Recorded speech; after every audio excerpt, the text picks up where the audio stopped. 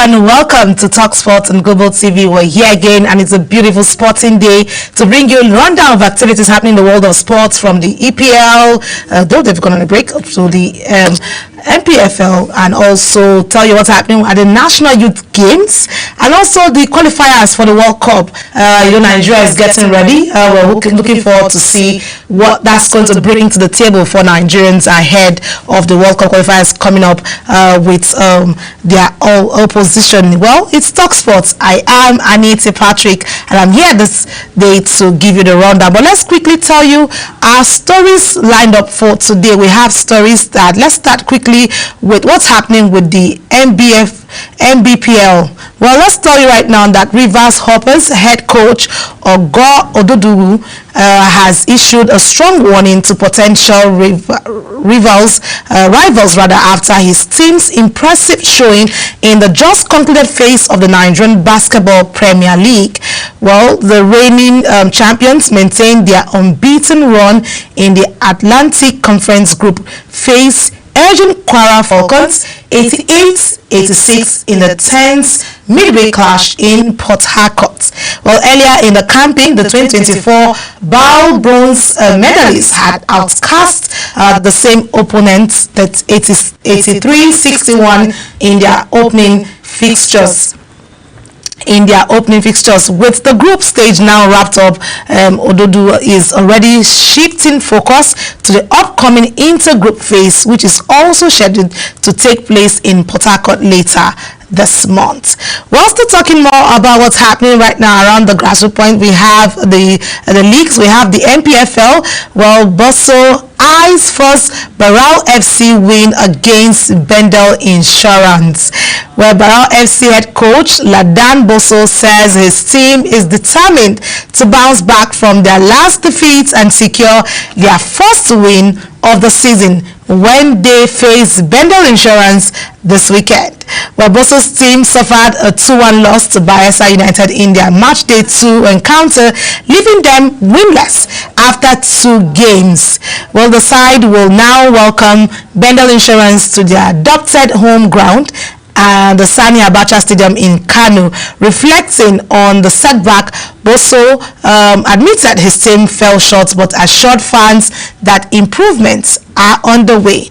Barao FC currently sits 18th on the MPFL table with just 1 point from 2 matches. Well, let's see how that turns out for them.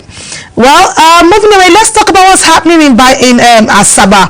Well, the National Youth Games is still ongoing, and don't forget that Lagos had promised they were ready to get the ball going for them across all the sports that will come up. But right now, we tell you that Lagos is sitting comfortably on the medal table as they lead in the medal table. And don't forget, the game is also coming to an end on Saturday. But with less than 24 hours to the official closing of the 9th National Youth Games holding Asaba, Team Lagos has remained top on the medals table with 37 gold, 17 silver, and 14 bronze medals.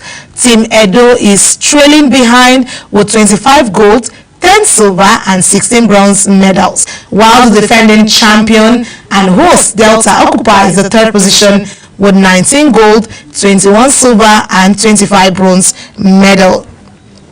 Well, meanwhile, 31 states have registered their presence at the medal table, winning a total of 491 medals, comprising 154 gold, 141 silver, and 196 bronze medal. The games have seen young athletes break and set new records, igniting the passion of fans and signaling the emergence of future global stars. That was what we're looking forward to, obviously, about this National Youth Games, and I'm really excited because it is coming to play right now. Well, the closing ceremony scheduled for Saturday, September 6th. All eyes are on the home stretch to see which states will ultimately be crowned, given the crown, and will go back home and claim the glory for its states. Well, let's move away from that and tell you what's happening with the women football. Well, when it comes to women football, everyone is excited. I'm not saying that the male don't do well, they also do, and we're cheering our men ahead of the World Cup qualifiers. But let's tell you what's happening. Women World Cup bound Flamingos open camp in Abuja. Nigeria's under-17 women's national team, the Flamingos, have kicked off their training camp in Abuja as preparations intensify for the 2025 FIFA Under-17 Women's World Cup in Morocco, scheduled for October 17th to November 8th. Head coach Bankole Oluokore has invited 30 players to camp, comprising 4 goalkeepers, 9 defenders, 9 midfielders, and 8 forwards. The players were directed to report to the camp on Sunday.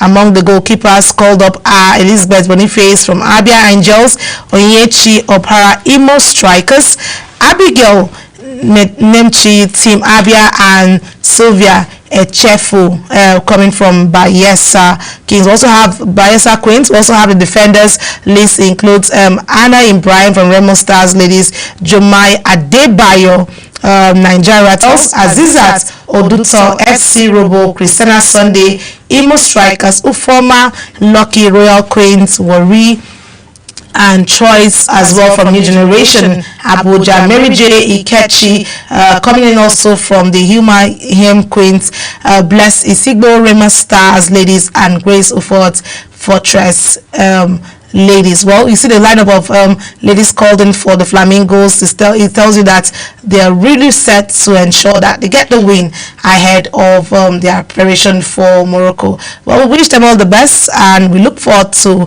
having a good time to celebrate when they come back after that particular one. But let's also move away from that and tell you what's happening with the Europa Conference League. Well, Crystal Palace registers Uche. Crystal Palace have confirmed the inclusion of their new signing, Christianos Uche, in the squad for the 2025-2026 UEFA Conference League. Uche sealed a deadline day transfer from La Liga side Getafe to Selhurst Park and has just handed the number 12 jersey. The 22-year-old attacking midfielder has been placed on list A, which accommodates 25 players. The Eagles are set to kick off the Europa campaign Ukraine giant Gyanu Kiev on Thursday, October 2nd. The clash marked Uche's debut appearance in continental football. Meanwhile, the Nigerian international is currently away on duty with the Super Eagles, of course, because their games are coming up. Well, all eyes are on right now to see how that can bring us much excitement Nigerians need at the moment. Well, let's move away from Uche's move and let's tell you, ahead of the World Cup qualifiers, Nigerian Super Eagles have no excuse to fail. That's coming from Moses Simon. He is saying his own that there's no need for Nigerians to fail as Nigerians prepare to go into the decisive 2026 World Cup qualifiers against Rwanda and South Africa. Forward Moses Simon says the Super Eagles must give no excuse. After a series of poor performances, Nigeria sits fourth in Group C with 7 points after just 1 win and 4 draws from their previous 6 games. 3 of those draws came at home, including an energy-sapping 1-1 result at home to Zimbabwe in June. With only the group winners guaranteed a spot at the 2026 World Cup, Nigeria must win their 4 remaining matches to have a realistic shot at qualifying. Well, Moses Simon, still speaking, says one of the more senior players, who is one of the most senior players in the team, says there can be no excuses. That's what he's saying. We just have to win. There are no excuses. It doesn't matter who scores. We don't care. We just want to win. He added that every player would need to take more responsibility and prepare to speak up and do whatever it takes to qualify to the World Cup. If you know anything you can do to make us win, just do it. That's Moses Simon talking tough and telling his teammates that we don't have a choice. We just have to win because the whole country is looking at us and all hopes is on us. We need to make the difference if we want to have our names still written in gold as the Super Eagles. Well, I like his challenge to his team and himself, saying that no excuse. But let's still tell you what other teammates who are also saying, well, ahead of this same World Cup qualifiers, Rwanda, not South Africa, and it is also speaking top there, with Nigeria's World Cup dream hanging at the trend. Super Eagles vice captain Wilfred Ndidi has set the tone ahead of this weekend's crucial qualifiers against Rwanda, and South Africa insisting the team must focus on the immediate task, victory in Uyo. The Eagles are in a perilous position in Group C of the 2026 FIFA World Cup qualifiers. After 6 matches, Nigeria sits fourth and with 7 points trailing leaders South Africa by 6. Only the group winners will qualify automatically for the tournament in the USA, Canada and Mexico. With 4 matches left, Nigeria must win all to stand a realistic chance of survival. Well, he was speaking at the Super Eagles camp in Ikodepenede in Uyo. Ndidi, who joined Bestas this summer, gave insight into the team's mindset, describing the atmosphere as focused, united and uncompromising. Ndidi has said his own and is speaking tough there. No excuse. Rwanda is not South Africa. We need to really win, and that's no excuse at all. If you ask him, he has said, we've seen what he has said so far, that in the camp there, the team is focused, they're united. Their goal is one thing: winning this particular qualifier, because of the position they are sitting right now, sitting fourth in the Group C stage. Not something they should toy with. This is a perilous time for them, and they are speaking tough ahead of the match, and we want to wish them the best in this outing. Well, I'll have my guests who will join me via Zoom, and we'll talk more, analyze how this can work out for the Super Eagles ahead of these qualifiers that they'll be playing against Rwanda. But let's still also tell you part of the qualifiers games. Well, Algeria played Botswana in the World Cup qualifiers as well. They also had their own match, which ended with a score at the time. Algeria had 3-1 against Botswana, and the home team takes the win and 3 points in the match to remain in the first place in their group on the road to 2026 World Cup. Well, great game if you ask me, because at the 90th minute, to see 7 minutes more was added to the match. That's the closing, which was great fashion. Algeria had the ball and we're looking gradually to run down the clock, but here you have a great pace of play at the close of the match day 7. Well, that was how they played out for Algeria and Botswana's match yesterday, which they played out yesterday. Well, that's the stories lineup we have for today. But before I bring up my guests, let's quickly take this break, and when we come back, more stories happening in the world of sports. Don't go anywhere.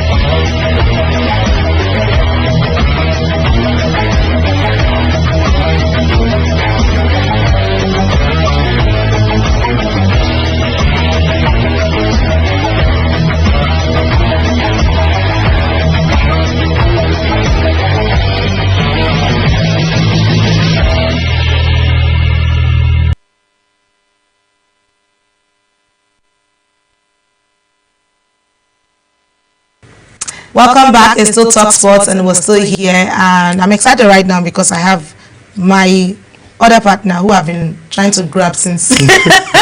Don't mind me, he's here with me. Somebody, how have you been? I'm very well. It's always interesting to talk sports with you. Like, she is the queen of sports, yes.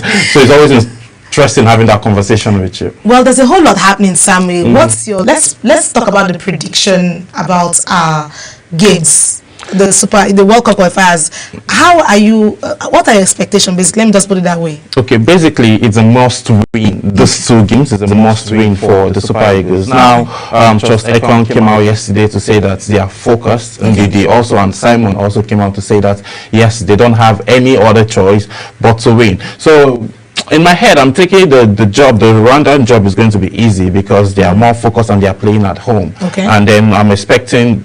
My prediction is like 2-1 because the Rwandan guys will not want to back down. So, but I want us to just win, even though it's 1-0 or 2-1.5 or whatever. Let's just win. But the problem where the problem where I think we'll have a problem is because there's this beef going on between the Super Eagles and the Bafana. Even the coach himself, because they are saying Nigeria is country that is pushing for the points to be deducted from them because of the alleged housing and playing and underage player for the actual league. So all of those things, that is where I think there's a problem, and the game will be going away from home to play that match. Had we were playing South Africa at home, I wouldn't be fidgeting this much, but I have faith. I believe in the boys. I know that they have the star powers. We've been seeing them train, and also they are talking tough. They really talk tough, and whenever they talk tough, they get to prove it. I like when we start talking tough. When we start talking tough, it gives Nigeria hope that we'll probably. I'm trying to watch my words. I'm trying to watch my words when it comes to Super Eagles. We have great players, no doubt about it. We have fantastic show on the field of play. Sometimes, I don't know if it's just relaxation at some point, if very relaxed, I don't know. But just like you mentioned, because they also said the same thing, that this is not South Africa and we have to win. That's the whole focus on this. Same thing with Simon coming top. He said, we don't have any excuse. Because look at us at the group stage, at Group C right now, where we are, it is not a position for Nigeria, known as the giant of Africa, and also in football. It is time to make the narrative speak tougher and tell the world that Nigeria is still a country you need to fight and find the best bet out of it. Actually, talking about qualities now, like are the best of the best players in the world are Nigerians, actually, and then we have them on our squad. All of them, nobody declined any invitation. They know what it is. Most of them haven't even featured in the World Cup before. So it's going to be like a very, very big, a very big boost for them career-wise, and also, individual-wise, they are going to go down in history as one of the teams or one of the players that helped Nigeria qualify. And then we have the qualities. Now, it boils down to Eric now. Eric, how can you manage these guys? What are you bringing differently? You made mention of the fact that we always relax at some point in the game, which is always true. If Nigeria gets the hedge again, maybe score the first goal, or maybe, let's say in the first half, they get to score 2 goals. At some point, there's a high chance that the other team, if the Super Eagles didn't defend well and then continue with the same tenacity in the first half, they would concede goals. Not that saying that Stanley Nwaba is a bad goalkeeper or we don't have good defenders, but most of the times we get to relax if we have the lead. And that's not the point. And that is not the point. At that point, for the opponents, the opposition rather, when they have this, when Nigeria get to score at the first one, that triggers your opponents to want to get something. So that's the point. You need to even put in more energy and tell yourself, I don't need to relax. So in a football of 90 minutes, you have the chance to give us 10. So I was like, so this time around, let's just see how tomorrow is around the corner, 5 p.m. So let's just, if you're in Rio and we're walking towards heading to Rio too, so we would go and then we'll bring you most of those big highlights of the event, and we just hope that we don't come back with our hands on our jaw. No, we will not. I don't want to have that scenario. Well, it's still Talk Sports, and we have our sports analysts who will be joining us also talk about this particular World Cup qualifiers in Rio to see how if Nigeria really gets out, the Super Eagles will give us the winning tickets, because we need it. Sincerely, we need it. Let's we have Phillips Uja, who is joining us right now here in Abuja. Phillips, how are you doing if you're there? Good morning. I can hear you. Hello, Phillips. Can you hear us? So I can hear you loud and clear. Can you hear me? Okay, Phillips, while you're trying to get your audio up and we hear you My clearly. audio is off. Well, if I can we've been hear talking you. about the qualifiers and how well this can change the narrative for Nigerian football, especially the Super Eagles, because right now is a perilous time for them and everyone is talking tough about what narrative can change because Nigeria needs this winning ticket ahead of the World Cup qualifiers. Philip, how you doing? I'm fine. Can you hear me now? Yes, loud and clear. Okay, Philip, All what's your right. thoughts ahead of our games? Because Nigeria needs to win this. Do you see us winning this World Cup qualifiers ticket? Well, first of all, good morning, our viewers, and good morning to the in-house analysts. You guys are doing a great job. Just a Thank quick you. correction. I heard him saying we use South Africa use an underage player. He said in the age of football, as long as it's not an age-based competition, there's nothing like underage player. Even if you are 14 and you want to play, you can wear the national colors of your country. But that being said, what actually happened was with their midfielder, Seboro Mekwena, if you remember the guy that scored the penalty against Nigeria in the last AFCON, he got booked twice and then he was not supposed to play a match against this same Lesotho South Africa is playing today. He was ineligible for the first leg, but South Africa, I think due to some issues in their technicalities, they went ahead to field the guy, and that was what that is the bone of contention. Not just only Nigeria that is contesting, it's even Lesotho. I think there is an report that said if by the end of I think by 15 minutes, if there is nothing the FIFA have said about it that are going to walk off the pitch, that the player is still included in South African squad to face them today. That all being equal, it was the guy who was supposed to play today's match.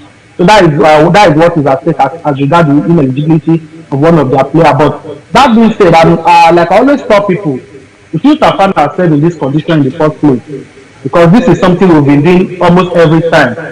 I call it the calculator approach, whereby we start praying that one team loses, another team does us a favor. I mean, for crying out loud, Nigeria is bigger than this stage. If you check other groups, either you take your time to analyze other groups and see the point that the first and second team are gathering, you see that Nigeria doesn't have the chance because I've seen so many people saying we can qualify as one of the best losers. Now there is a group I saw yesterday. The first team have I think 16 points. The second team have 14 points. I saw another group. I think that was the Ghanaian group. The first team have this 15, second team have 14. And here is Nigeria. We only have 7 points out of 6 matches. Now we do the mathematics. Are we saying that okay, let's even assume we are planning to qualify as well because I've already given up on us qualify as the first team in our group. I'm not among those that are saying we can go to South Africa to beat South Africa. Not this team. This same Rwanda we are playing tomorrow. Remember, Rwanda beat us right here in Rio 2-1. Even though some persons might call that a dead rubber game. But we did not field under 17 to play them. We fielded our national team to play them. And we lost 2-1 here in Rio. The same thing now. If you look at the last group of matches we played, we went to Kigali, we won Rwanda 2-0. Coming back home here, what happened? We are winning just 1-0. And before we could win it, I think the 86 minutes or thereabout, we considered the equalizer and then they won us. So now if you are looking at, because some people say you are as good as your last match. So if you look at the way these players are playing, I for one, I don't want to stand as if I'm a prophet of doom. But I don't want to put my heart in the ring. Yeah, so I'm just telling Nigerians, just enjoy the game tomorrow. If we win, good and fine. But the game against South Africa, that is where the problem is. Even if we manage to win South Africa, now let's do the mathematics. Of course, now South Africa playing today, they are playing Lesotho. And unfortunately for us, both Lesotho and Zimbabwe, they have adopted South Africa as their home ground. And this is where I felt the NFF being led by Ahmed Gusau is not a good politician. I bet you if this was to be the time of Amadu finish, there is no way South Africa is going to be in the same group and 2 of their opponents will be playing their own matches in South Africa. Already that has given South Africa an unfair advantage. Now, South Africa will be playing Zimbabwe in their home, but they are playing Lesotho today in the same stadium they are going to be facing Nigeria. So they are playing 2 home matches back to back. And if they win today's match, and even if Nigeria wins, the gap between South Africa and Nigeria still remains 6 points. So even if Nigeria manages to beat South Africa, the gap will be closed down to 3 points going to the last 2 qualifiers. Nigeria now, we have a stronger team to play than South Africa. Our last game here in Rio, we are going to be playing Benin Republic. South Africa only have, I think, Zimbabwe and Rwanda to play. If you check the group ranking, apart from Nigeria, South Africa, the next strong team is Benin Republic. Can we beat Benin Republic convincingly? That is another point. So the truth of the matter is, all odds are against Nigeria. Even if the miracle happens and we go to Bloemfontein on Tuesday to beat South Africa, can South Africa drop their last 2 matches? This team, South Africa, defeated Benin Republic 2-1. So the truth of the matter is we have lost it. It's so unfortunate that we are missing out of back-to-back World Cup. I think since I've grown up to start watching football, this is the 3rd time Nigeria is missing out of World Cup. The first one I witnessed was in 2006, back then in Lagos. I almost cried against Angola. Now the last one happened here in Abuja. Now again, this time around, we are about missing out of the next World Cup. So I think it's high time we put our hearts together. It's only the female category we have been trying, doing a little. But when it comes to the male, look at the basketballers. The female Falcons did well. The female basketballers did. When it came to the male aspect, we lost out in the quarter final or thereabout. So I don't know what is happening to the men. It seems the female are just overruling every aspect of the game. So I think something needs to be done. Yeah, well, so far you've given good analysis of what's happening and how this is actually not playing well for us. We all know these are part of the issues we're looking at and how this can change, because we know we have good players. Although you said not this team, you don't see this team when you don't sound like a prophet of doom. We cannot sound like prophets of doom. Obviously, that's why I said you cannot be the prophets of doom. We just want to see how this can change. Yes, and they also said this is not South Africa. Rwanda is not South Africa, and this is what's playing out. That's why we're looking for. Are you saying right now, let me look at it from this perspective, that it is the administration, because you mentioned Ahmad Pinnick, if he was him, he cannot allow that what's happening right now happen during his time. Everyone have their own way of managing teams and administrative thoughts put into see how we can get the best. But what we're looking for Nigeria right now is, what is the way forward? Because we need this winning ticket. Is it the players, well, exactly. or is it the coaching problem? Because I know we have depth, we have good qualities in the team. Our team now, most of the guys playing for the Super Eagles are starters in their club side, scoring goals and all, breaking records and setting records in different leagues, not just the Victor Osimhen, issue. We have other like Toby Tolu Awokodare and the rest of them doing us proud. So is it the players' issue now, or Eric is not doing a good job as a coach? Phillips, are you still there with us? If you ask me, I can hear you. Can you hear me? I'm with you. Okay. Can you hear me? Yes, we can hear you.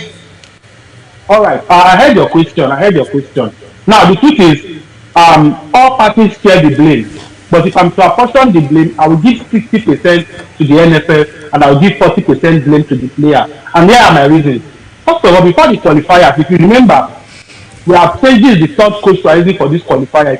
If my records are correct, I think we started with Finidi. From there, we went to Zé Guavon, and now I think we even started with the last coach that took us to AFCON. The Portuguese, Jose Pereiro. From there, we came to Finidi. From Finidi, now we are here. Guavon took over at some point, interim, and now we are here. So you can say at that point, who do we blame? Is it the player for the instability? Of course, that is the coach. Now, that is the NFF we are trying to say. Now, also, like I talked about the politics of football. There are some things you don't take chances with.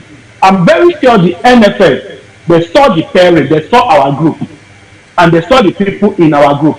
I felt a petition should have been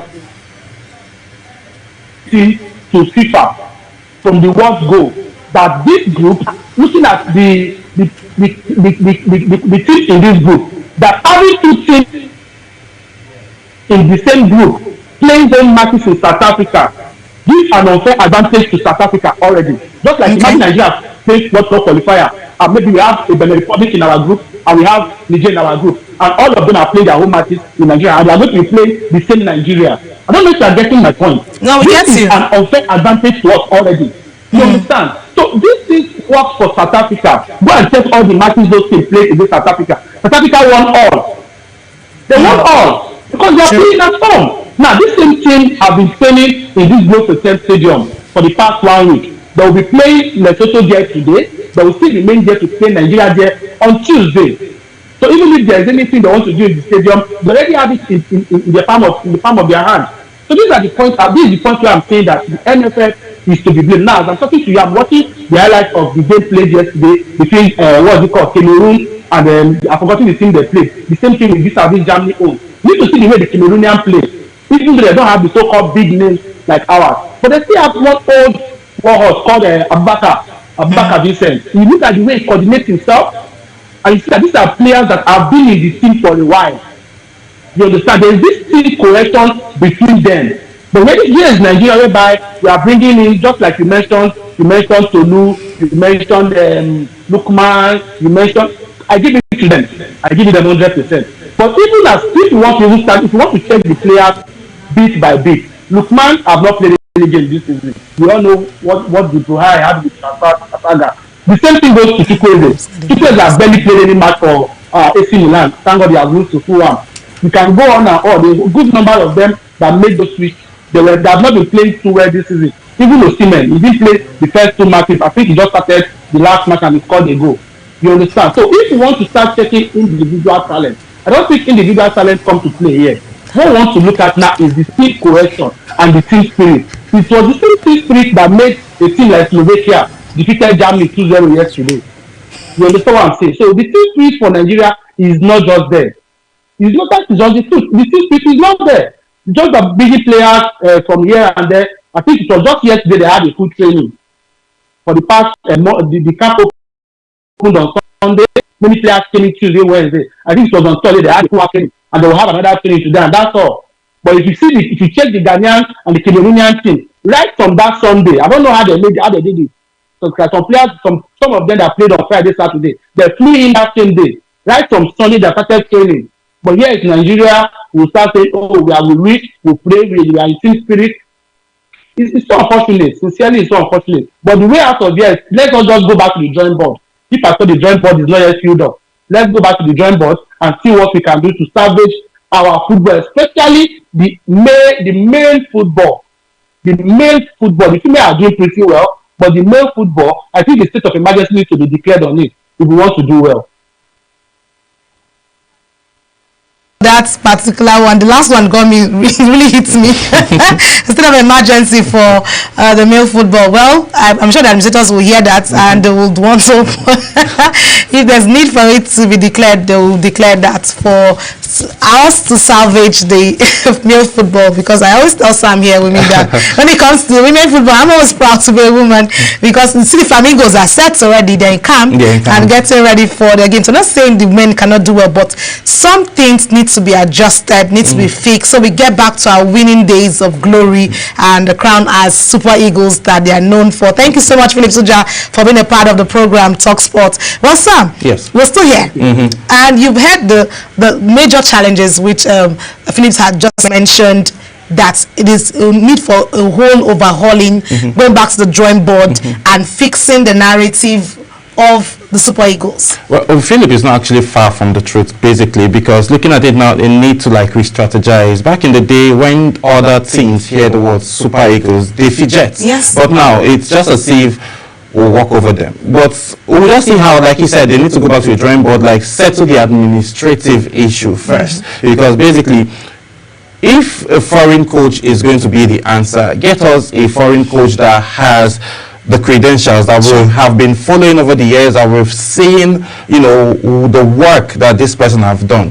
Not bringing someone out of the blue for us. If you want to stick to a local-based coach, then you stick to a local-based coach and then build with the person. But now, basically, what we are saying is it's like try and error. Yes, it was, I agree with Steve, based on the administrative, Phillips rather, based on the administrative part, because if the administrative department of the NFF that manages the Super Eagles is not in good place, that means automatically it's going to trickle down to the team itself. Number one, maybe time to invite players, and also proper planning and, you know, camp as resumption and all of that, because most of the times what we see with this team, at least of recent, we've been seeing any preparation before they get back, like 3 or 4 days before the match. But this time around they've been in camp for a couple of days now, which we've been seeing chemistry, and these guys have been playing together for, I think, since AFCON, and they're united, they're focused. We also see on social media they get to call up each other once in a while and check up how you doing and stuff like that. Most of the times that's off the football court, but still we need to see them do better. We need to see administrative overhauling, and then that can change the narrative. Yes, and then the other part about the fact that South Africans, I was having this conversation of camera with someone yesterday, where he said South Africans are like very, very on a very big advantage, because they train on the same pitch, they understand the pitch, and they are at home. And we are going away from home. So that's one of that is going to be the challenge. The same example that he gave, for example, Niger Republic and Benin playing in Nigeria as their home pitch, and then we are on the same group. So there's a whole lot that would benefit Nigeria if situation like that happens. So I think the South Africans have a higher advantage, but still, without no excuses, we've got the quality. If they can put their head down and play it as if they are playing a World Cup final. We're also playing. Yo is home for Super Eagles. They've been playing on that pitch. Yes, they've been playing on that pitch. So we just hope that should be an advantage. Yes. For them. Yes. All right. Let's see and hope that the Super Eagles will take advantage of the home fronts and give us this winning ticket that we need. But let's still talk a bit about the National Youth Games. Remember, we had this conversation going that Lagos said they were going to bring down Delta. It doesn't matter if they are going to host. And if you look at the medal table, Lagos is doing very well, and they're making bold, saying that don't worry, come the next hosting, we're going to host it properly, and you know what it feels like to play, to have this kind of games being hosted by Lagos. And Lagosian will show the Lagosian way of doing it. Actually, they started talking tough, and we had your friend who was saying, I'm waiting for Chris. Oh my God. Chris was talking tough before the tip-off, and now I'm just waiting to hear from Chris again, because now the Lagosians, they actually talked stuff. And again, having their DG of Sports Commission there also is a Lagosian. I know that's a boost for the athletes to do better. So we want to see how this will pan out. Just till dates, they are topping, and then the whole youth games will be ending tomorrow. So we'll see what the Bayelsa Team Delta, what they have in their bag. They're number 3 now. So let's see what's going to play out at the end of the day. I'm waiting for my friends from Delta. I will not just tag them Team Arsenal, because at least they won something before now. So let's just leave it. I like what played out in Asaba. There's a whole lot of competition. You've seen raw talents being discovered. The future is bright for our athletes. We've seen beautiful outing there, from the swimming to all of the sporting that went out. I just love what I saw playing out there for the young talents, saying that Nigeria is making a good name for itself, coming around athletes. The future of Nigerian sports league looks very, very bright. And again, kudos to Shehu Diko, who has been very particular about grassroots sport development, and that has actually, impacted this development that we're seeing. And then young talent being nurtured and being discovered. So we just hope that this trajectory continues like this after his own tenure, because sometimes other people come with other different, we always say what is what doing is what doing well. So he has actually shown that he understands this thing and how it should work, and he has put it out in his administration, putting it across all field of play, catching them young, grassroots from all around of the sports, from football to tennis to every around the. So I'm really excited because it's a new dawn. Yes, sure, it's a new dawn. It is a new dawn, and then it's just let's just enjoy it. Let's just live in it, and then have parents also encourage your kids outside classroom. They should just do something. There's money. There's money, lots of money. Someone say you don't want to hear his son come back home and tell him he wants to be a doctor. He just wants to play football or basketball or whatever. But he still needs to go to school. But don't forget that Olisa is actually right now he's gone for his FIDE games. Yes. I saw he's landed fully in India, and we wish him all the best. We'll only say he needs to come back and show us that particular preparations you put into play to give you the best. We are here cheering you up and hoping that you get the best. That FIDE game must come out Yes, strong. representing Nigeria and Africa at large. So we wish him all the best and say good luck. Well, we'll be wrapping it up here on Talk Sports on Global TV. Don't forget, we're always here telling you what's happening in the world of sports and giving all the rundown and loads of excitement. Please cheer up our Super Eagles tomorrow in their games and ensure that we give them the morale to booster. It doesn't matter what's playing. Psychologically, they need to be stable as well. Let's support them. It's our own. The win is our win, and so it will be good for us to support them. If you're in Uyo, please jump on it, get to the stadium and support them. Cheer them to victory so we can get this ticket for us for the 2026 World Cup. We need it. Very we need to get to the US. Very, very key. We need to get to the US, Mexico, please and support Canada. us and let's get out. The Flamingos, we wish them the best. Camping has started for them. We wish them all the best in their preparations ahead of Morocco, the Under-17 Women's World Cup in Morocco. We wish them all the best. And also, as the National Youth Games wraps up, we look forward to who's going to wear the crown, who will be singing the champion song to say congratulations, good outing, and have fun as we prepare more for other games in 2026.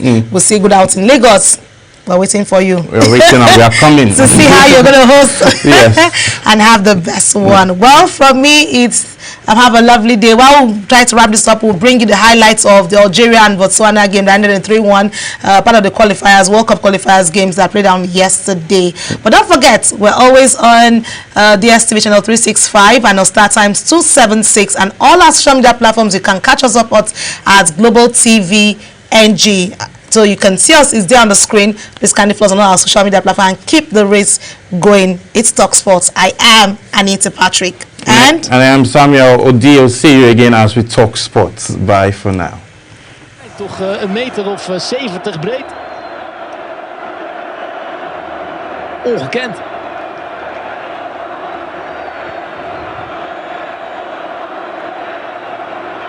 En die vlag, die zullen de spelers hier in de catacomben nog niet zien. Maar wat ze wel horen, dat zijn dus die voor staat.